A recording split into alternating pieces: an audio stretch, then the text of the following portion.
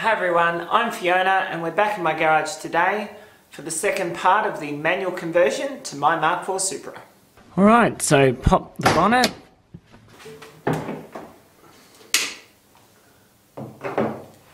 Okay, so what we're going to do is we're going to take out the radiator shroud and we're going to disconnect some of these little pipes for the intercooler so that the whole motor can tilt back to give us better access to the bolts around the bell housing.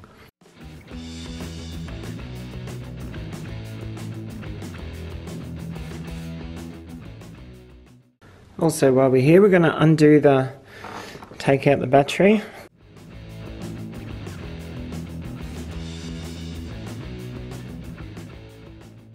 Before we disconnect the radiator hose, just underneath, I just want to drain out the radiator. There's an easy drain to use just here. Open up the radiator cap. You can see there's nothing there. It's dry. So we'll take off the radiator hose. Okay, so we've removed the radiator hose. Next we're going to pull out the radiator shroud. A number of bolts all the way around. Here, and just attaching the shroud to the radiator. So we're going to pull that off.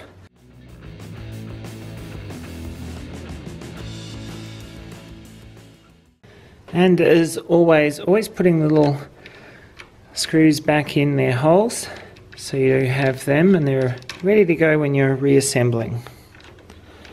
Right, so we can otherwise see now there's a bit of clearance there. So when the engine's tilted back, we're not going to have anything rubbing or clashing.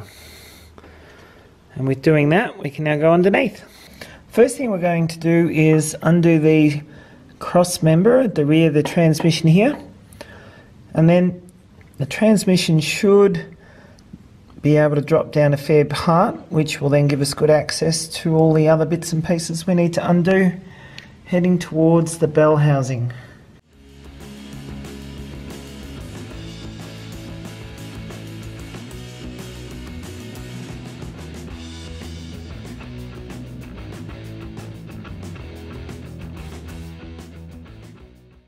Alright, so the next thing I'm going to pull out is the dipstick. It's just a bolt up the top. Just pull the dipstick out. Don't need that. Ding.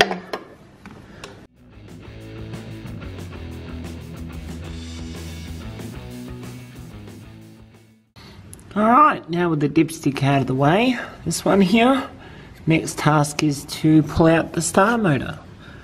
That one up there. This is where you start getting your hands really dirty. First of all, disconnect the electrics, which is why we took the battery out earlier. And then we remove the bolts, and then the starter motor should come out. Alright, that's the electrics done. We have a hang loose wire, just tuck that out of the way for now. Alright, I don't know if you can see it up there. A little bolt at the back of the bell housing for the starter motor. There's two of them. One down the bottom here, this one, and then there's one just up there a bit higher. This is where it starts to become important for access. And what I have is, you see that? It's a little swivel joint on the socket. Focus.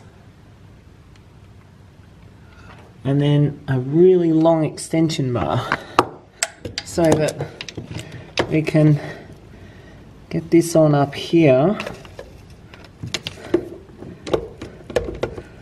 and then see that's all the way up in there,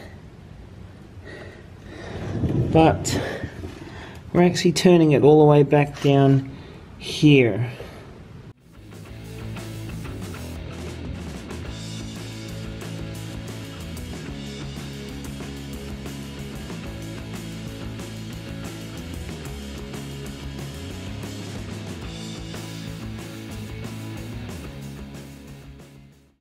Right, so I guess you can probably see the starter motor there is now it's loose.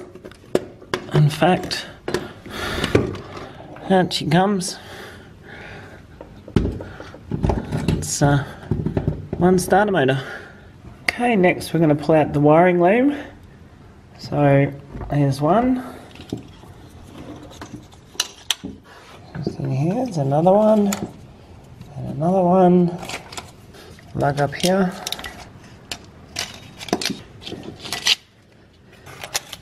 There we go.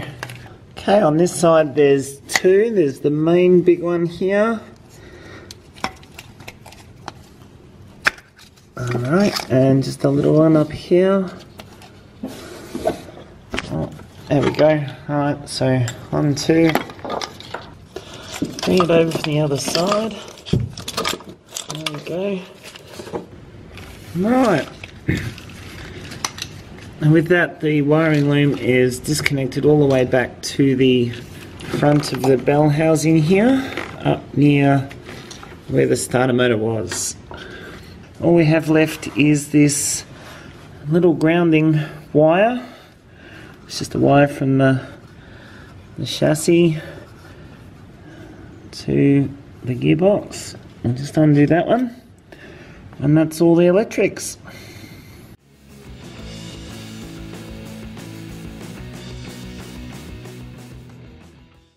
Alright, so the next task is to remove the cooler lines. Transmission cooler lines come from the transmission, run all the way up, along, underneath, all the way along. A bit hard to see, but they're up there. And then they come out up here, and then they run into the radiator.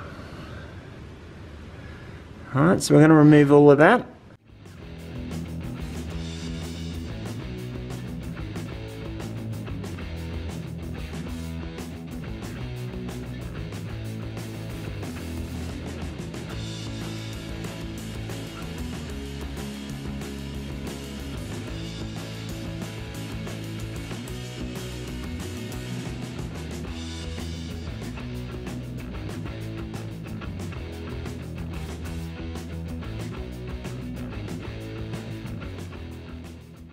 So all we need to do now is to remove the bell housing bolts and unbolt the torque converter from the flywheel.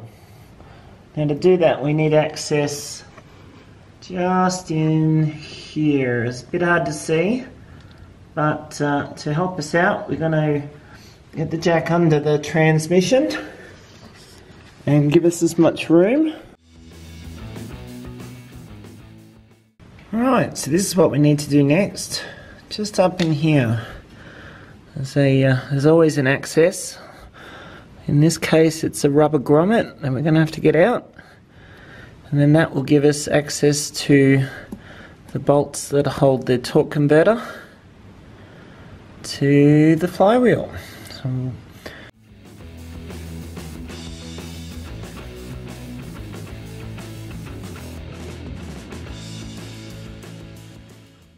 alright, so it's a bit of a mission, this one. So behind the bell housing's that hole where the grommet was, and then through that hole you can see the bolts holding the flywheel to the torque converter. So you have to take them out one at a time and then turn the motor as you go until they're all out. Now of course the motor's going to turn if you just simply put pressure on those. So what I've done is I've taken, focus, big 22mm socket on the front of the crank there with my long breaker bar, just basically cranking onto the ground.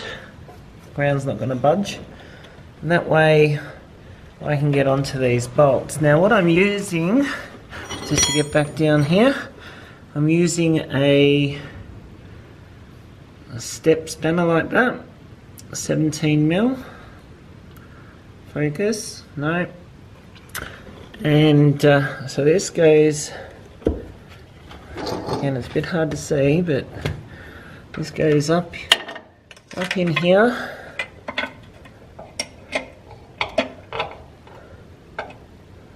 And sorry, just trying to get some light so you can see that. And the spanner is on the bolt in there.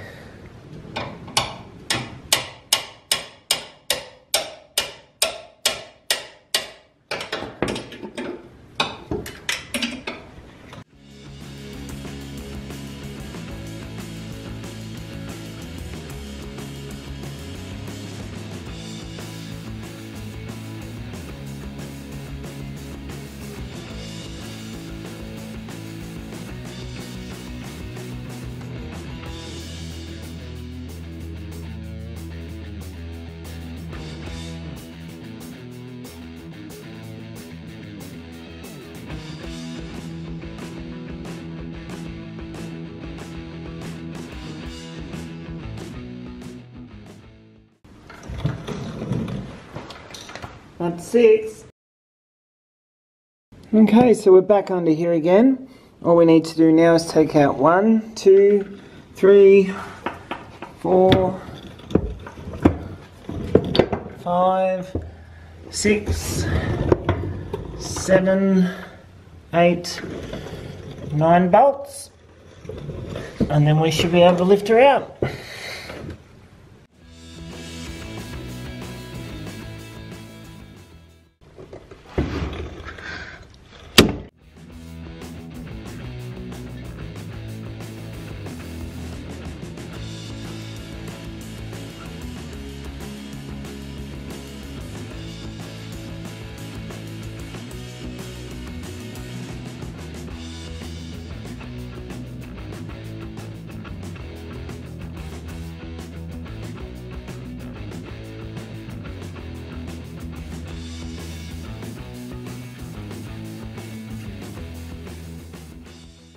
Alright, so that transmission is now completely unbolted, and the only thing we need to do is to stick our jack under it and slide her out.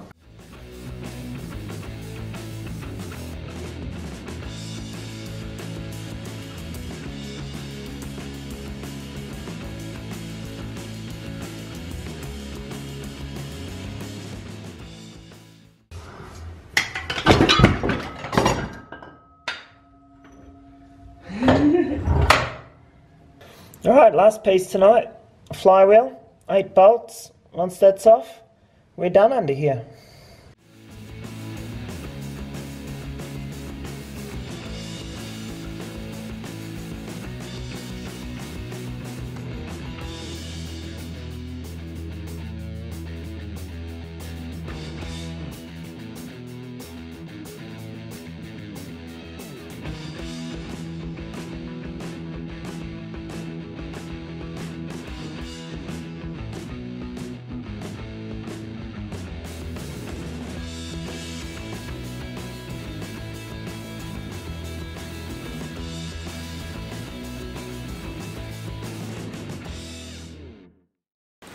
Alright everyone, so today I wanted to get the auto out, and out she came.